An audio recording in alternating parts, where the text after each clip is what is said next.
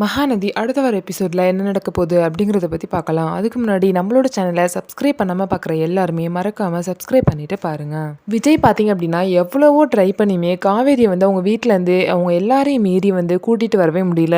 எவ்வளோதான் விஜய் காவேரியை கூட்டிகிட்டு வரதுக்கு ட்ரை பண்ணாலும் கூட அவங்க எல்லாருமே சேர்ந்து தடுத்து விஜயை துரத்தி விட்டாங்க. விஜயும் பார்த்தீங்கன்னா மனசுடைஞ்சு இதுக்கு மேலே என்ன பண்ணுறதுன்னு தெரியாமல் விஜயும் அவர் வீட்டுக்கு போயிடுவார். அதுக்கப்புறம் பார்த்தீங்க அப்படின்னா தாத்தா விஜய் கிட்ட என்னப்பா இன்னும் தூங்காமல் இருக்க அப்படின்னு சொல்லிட்டு கேட்க வராங்க. என்னால் தூங்க முடியல தாத்தா அப்படின்னு சொல்லிட்டு விஜய் ரொம்பவே ஃபீல் பண்ணி காவேரியை பற்றி தாத்தா கிட்ட சொல்லிட்டு இருக்காங்க. தாத்தாவும் விஜய்க்கு ஆறுதல் சொல்லிட்டு இருக்காங்க. இதுக்கப்புறம் பார்த்தீங்க அப்படின்னா சாரதா காவேரியை பார்த்து அந்த பையன் உன் கையை பிடிச்சி இழுக்கிறா விடுங்க அப்படின்னு சொல்லிட்டு ஒரு வார்த்தை சொல்றியா, ஒன்றுமே சொல்லாமல் தடுக்காமல் அப்படியே நிற்கிற, உன்னை யார் வெளியே வர சொன்னது அப்படின்னு சொல்லிட்டு சாரதா காவேரி ரொம்பவே திட்டுவாங்க. காவேரிக்கு என்ன சொல்கிறதுனே தெரியாமல் முழிச்சுக்கிட்டு நிற்பாங்க. அவங்க பார்த்தீங்க அப்படின்னா விஜயை நினச்சி ரொம்பவே அழுதுகிட்டு இருப்பாங்க. அதுக்கப்புறம் பார்த்தீங்க அப்படின்னா பாட்டி இந்த மாதிரி விஜயை ஏற்கனவே பண்ணதெல்லாம் கான்ட்ராக்ட் மேரேஜ், இதில் வேற இந்த பொண்ணை வேற வீட்டில் வச்சுருக்கான், ஒன்னையும் வேற வர சொல்கிறான், என்ன தான் நினச்சிட்ருக்கான், இப்படிப்பட்டவன் கூட நீ போய் வாழ போறியா அப்படின்னு சொல்லிட்டு விஜயை பாட்டி தப்பாக பேசுவாங்க. அதுக்கு காவேரி பார்த்தீங்க அப்படின்னா அவர் கான்ட்ராக்ட் போட்டது தான், ஆனால் அதுக்குன்னு சொல்லிட்டு மற்றதெல்லாம் பேசாதீங்க அப்படின்னு சொல்லிட்டு காவேரி சொல்லுவாங்க. அதுக்கு சாரதா காவேரி அறையறதுக்கு போவாங்க. இது எதையுமே புரிஞ்சுக்காத சாரதா பார்த்தீங்க அப்படின்னா காவேரி மனசில் என்ன இருக்குன்னு புரிஞ்சுக்காம காவேரி ரொம்பவே நோகடிச்சு பேசுவாங்க. இதுக்கப்புறம் பார்த்தீங்க அப்படின்னா சாரதா குமரன் கிட்ட இந்த மாதிரி எல்லா பொருளையும் ஏற்றியாச்சு, அதனால் வண்டி ரொம்ப நேரம் நின்னா வாடகை அதிகமாயிரும், அதனால் எல்லாத்தையும் பார்சல் பண்ணி அமுச்சு விடுங்க, நம்ம நாளைக்கு எல்லாம் ஊருக்கு கிளம்பிக்கலாம், டிக்கெட் புக் பண்ணிடுங்க அப்படின்னு சொல்லிட்டு குமரன் கிட்ட சொல்கிறாங்க.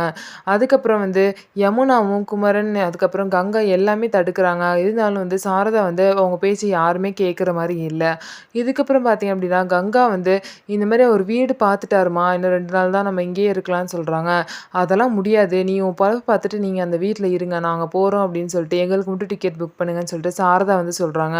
உடனே கங்கா எல்லாரும் தானே போகிறோம், எல்லாருக்குமே புக் பண்ணிடுங்க அப்படின்னு சொல்லிட்டு குமரன் கிட்ட சொல்கிறாங்க. அது எப்படி கங்கா, கடையை விட்டுட்டு அது மட்டும் இல்லாமல் எனக்கு ஷூட்டிங் வேறு இருக்குது, அதெல்லாம் விட்டுட்டு எப்படி வர முடியும்னு சொல்லிட்டு குமரன் சொல்கிறாரு. உடனே கங்கா ஆமாம் அதுவும் சரிதான் அப்படின்னு சொல்லிட்டு சொல்கிறாங்க. அதனால தான் நான் சொல்கிறேன், உங்கள் பொழப்பை பார்த்துட்டு நீங்கள் இங்கேயே இருங்க அப்படின்னு சொல்லிட்டு சாரதா சொல்கிறாங்க. இதுக்கப்புறம் கங்கா சொல்கிறாங்க, சரிங்க எல்லாத்துக்கும் நீங்கள் புக் பண்ணுங்கள், நம்ம 2 நாள் அங்கே இருந்துட்டு அதுக்கப்புறம் நர்மதாவோட படிப்பு முடிகிற வரைக்கும் நம்ம இங்கே இருக்கலாம்னு சொல்லிட்டு கங்கா சொல்கிறாங்க. இந்த ஐடியாவும் கரெக்டாக இருக்குது அப்படின்னு சொல்லிட்டு குமரன்னு பார்த்தீங்க அப்படின்னா எல்லாத்தையும் எடுத்து பார்சல் பண்ணுறதுக்காக போகிறாங்க. இதுக்கப்புறம் பார்த்தீங்க அப்படின்னா எல்லாரும் பேசிகிட்டு இருக்காங்க. இன்னொரு சைடு விஜய் ரொம்பவே ஃபீல் பண்ணி அவங்க தாத்தாவோட மடியில் படுத்து அழுதுட்டுருக்காரு. காவேரி இல்லாத வாழ்க்கையை கொஞ்சம் கூட நினச்சி பார்க்கவே முடியல தாத்தா அப்படின்னு சொல்லிட்டு ரொம்பவே ஃபீல் பண்ணி அழுதுட்டுருக்காரு. அது மட்டும் இல்லாமல் காவேரி இவ்வளோ தூரம் என் கூட வாழ்ந்துமா என்னை புரிஞ்சுக்கவே மாட்றா, இவ்வளோ தான் காவேரி என்னை புரிஞ்சுக்கிட்டதா தாத்தா அப்படின்னு சொல்லிட்டு கேட்குறாரு. அதுக்கு தாத்தா விஜய்கிட்ட சொல்கிறாங்க, எல்லாத்தையுமே நீ உன் சைட்லேருந்தே பார்க்காதப்பா, நீ உன்னை எப்படி நினைக்கிறியோ அதே மாதிரி மற்றவங்களும் உன்னை நினைப்பாங்கன்னு சொல்லிட்டு நீ எதிர்பார்க்கக்கூடாது. அது மட்டும் இல்லாமல் காவேரி வீட்டில் பார்த்திங்க அப்படின்னா அந்த கான்ட்ராக்ட் விஷயத்தை பற்றி தான் அவங்க ரொம்பவே உன்னை தப்பாக நினைக்கிறாங்க, நீ கான்ட்ராக்ட் போட்டு தான் ரொம்ப தப்பு அப்படின்னு சொல்லிட்டு அவங்க உன் கேரக்டரை ரொம்பவே தப்பாக நினச்சிட்டாங்க. அதனால் இதெல்லாம் பொறுமையாக தான் அவங்கள சரி பண்ணணும், இப்போதைக்கு ஒன்றுமே பண்ண முடியாது அப்படின்னு சொல்லிட்டு தாத்தா சொல்கிறாரு. விஜயும் பார்த்தீங்கன்னா என்ன சொல்கிறதுன்னு தெரியாமல் மனசுடைஞ்சு அழுதுகிட்டே இருப்பார். இதுக்கப்புறம் பார்த்தீங்க அப்படின்னா விஜய் பாட்டி கூட ரூமில் பேசிகிட்டு இருப்பார். அப்போ விஜய் பாட்டிக்கிட்ட எனக்கு என்னமோ காவேரி இங்கே இருக்க மாதிரி தோணுது பாட்டி அப்படின்னு சொல்லிட்டு விஜய் சொல்லுவார். நீ நினச்சது கரெக்டு தான்ப்பா, காவேரி இங்கே தான் வந்திருக்கா அப்படின்னு சொல்லிட்டு பாட்டியும் சொல்கிறாங்க. உடனே விஜய் வேகமாக மேலேருந்து கீழே ஓடி போய் பார்க்குறாங்க. காவேரி தாத்தா கிட்ட நின்று பேசிகிட்டு இருக்காங்க. விஜய் காவேரி பேக்கோடு பார்த்தோன்னே காவேரி நம்ம கூட தான் வாழ வந்திருக்கா, நிரந்தரமாக நம்ம கூட தான் வாழ வந்திருக்கா, நம்மளை புரிஞ்சுக்கிட்டு காவேரி திரும்ப வந்துட்டான்னு சொல்லிட்டு ரொம்பவே சந்தோஷமாக பக்கத்தில் போகிறாங்க. ஆனால் காவேரி பார்த்தீங்கன்னா சாவியை விஜய் முன்னாடி நீட்டி சாவியை கொடுத்துட்டு போகலான் தான் வந்தேன் அப்படின்னு சொல்லிட்டு விஜய்கிட்ட சொல்லுவாங்க. இதை கேட்டு விஜய்க்கு பார்த்தீங்கன்னா ரொம்பவே மனசுடைஞ்சு போயிடும். அது மட்டும் இல்லாமல் காவேரி இந்த மாதிரி முடிவெடுக்கிறதுக்கு என்ன காரணம் அப்படின்னா அவங்க என்னதான் விஜய் மேலே ரொம்ப பாசம் வச்சுருந்தாலும் கூட நைட்டு பார்த்தீங்க அப்படின்னா காவேரியோட அம்மா சாரதா அவங்க அப்பா ஃபோட்டோ வச்சு உட்காந்து அழுதுட்ருப்பாங்க. அவங்க அப்பாவை பார்த்தோன்னே காவேரிக்கு இந்த குடும்பத்தை பார்த்துக்கன்னு சொல்லிட்டு என் கையில் தான்ப்பா நீங்கள் பொறுப்பை விட்டுட்டு போனீங்க, ஆனால் நானும் அதனால தான் இப்படி செஞ்சேன், ஆனால் அவசரப்பட்டு இப்படி ஒரு முடிவு எடுத்தது தப்பு தான், இனிமேல் இந்த குடும்பத்துக்கு என்னால் எந்த ஒரு பிரச்சனையும் வராமல் பார்த்துக்கிறேன்ப்பா, இனிமேல் அம்மா முகத்தில் குடும்பத்தில சந்தோஷத்த நான் கொண்டு வரேன் அப்படின்லாம் சொல்லிட்டு காவேரி வந்து மனசுல நெனைப்பாங்க. அதனால அவங்களுக்கு என்னதான் விஜய் கூட சேரணும்னு நெனைச்சாலும் கூட, சாரதானால அவங்க வந்து சேர முடியாம, அது மட்டும் இல்லாம அவங்க அப்பா குடுத்த வாக்குனாலயும், அவங்க வந்து விஜய் கூட சேர முடியாம ஒரு தடுமாற்றத்தில இருக்காங்க. அதனால தான் வந்து சாவிய குடுத்துட்டு போறதுக்காக காவேரி வந்து வந்திருக்காங்க.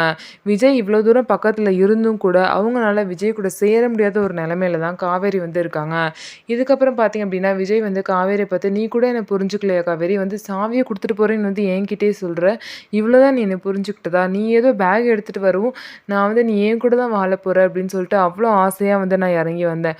ஆனா நீ வந்து இந்த மாரி பேசிட்டு இருக்க" அப்படின்னு சொல்லிட்டு காவேரிய பார்த்து கேட்குறாங்க. அதுக்கு காவேரி ஒரு பதிலுமே சொல்லாம, "நான் கிளம்புறேன்" அப்படின்னு சொல்லிட்டு பேக்க தூக்கிட்டு வெளிய போறாங்க. "நில்லு காவேரி நில்லு" அப்படின்னு சொல்லிட்டு எவ்வளவோ தடுத்துமே காவேரி வந்து கேட்காம வெளிய போவாங்க. கரெக்ட்டா அவங்க வாசப்படிய தாண்டுற நேரம் பார்த்து மயக்கம் போட்டு விழுந்துருவாங்க. எல்லாரும் பார்த்தீங்கன்னா, பதறி அடிச்சு ஓடி போவாங்க. விஜய், தாத்தா, பாட்டிலேருந்து எல்லாருமே ரொம்பவே பதறி அடிச்சு போவாங்க. போய் வந்து காவேரிய வந்து எழுப்புவாங்க. காவேரிய தண்ணி தெளிச்சு எந்திரிச்சு அதுக்கப்புறம் சோஃபால வந்து உட்கார வைப்பாங்க. அதுக்கப்புறம் பார்த்தீங்க அப்படின்னா, காவேரி ரொம்ப நேரம் ஆச்சு இன்னும் வரலையேன்னு சொல்லிட்டு சாரதா வந்து கங்காவ அனுப்புவாங்க. கங்கா பார்த்தீங்கன்னா, விஜய் வீட்டுக்கு வருவாங்க. கங்கா பார்த்தீங்கன்னா, காவேரிய வந்து சோஃபால படுக்க வச்சுட்டு பார்த்து, "என்னாச்சு? காவேரிக்கு என்னாச்சு?" அப்படின்னு சொல்லிட்டு பதறி அடிச்சு உள்ள வருவாங்க. "என்னன்னு தெரியலம்மா, காவேரி வந்து மயக்கம் போட்டு விழுந்துட்டா" அப்படின்னு சொல்லிட்டு பாட்டி வந்து கங்கா கிட்ட சொல்லுவாங்க. அதுக்கப்புறம் "ஒரு நிமிஷம் இரும்மா" அப்படின்னு சொல்லிட்டு காவேரியோட கைய பிடிச்சு பார்ப்பாங்க. அப்பதான் பாட்டிக்கு விஷயமே தெரிய வரும். காவேரி வந்து பிரெக்னன்ட்டா இருக்காங்க அப்படின்னு சொல்லிட்டு. இந்த சந்தோஷமான விஷயத்த எல்லாத்துட்டயும் சொல்லுவாங்க.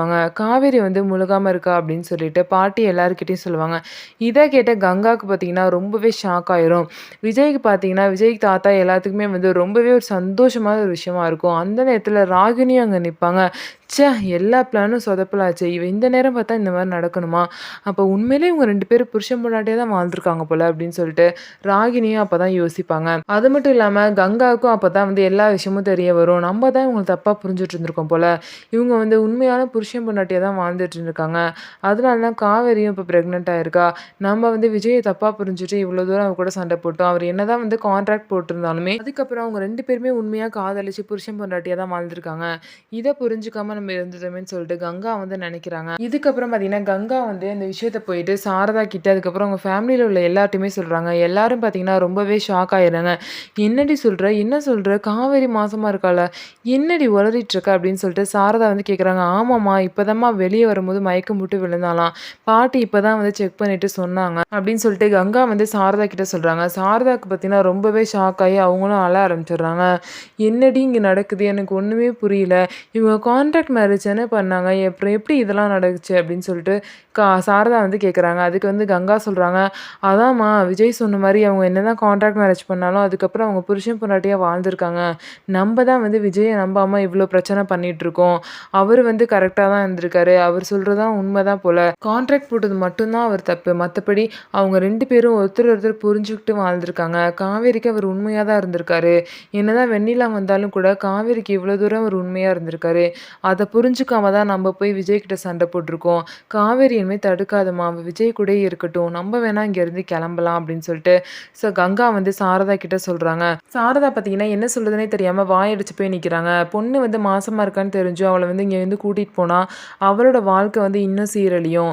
நம்ம கூட இருக்கிறத விட மாசமா இருக்க புருஷனோட இருக்கிறது தான் சரியானது அப்படின்னு சொல்லிட்டு சாரதாவும் புரிஞ்சுக்கிறாங்க. இந்த சைட் பார்த்தீங்க அப்படின்னா, விஜய்க்கு வந்து ரொம்பவே சந்தோஷம். எல்லாரும் பிரிச்சாங்க. ஆனா என்னோட குழந்தை வந்து தான் என்னோட பொண்டாட்டி என் கூட சேர்த்து வச்சிருக்கு அப்படின்னு சொல்லிட்டு ரொம்பவே பெருமையா சொல்லிக்கிறாங்க. அதுக்கப்புறம் பார்த்தீங்கன்னா, காவேரிய வந்து ஹக் பண்ணிட்டு ரொம்பவே சந்தோஷ மலையில வந்து விஜயும், காவேரியும் இருக்காங்க.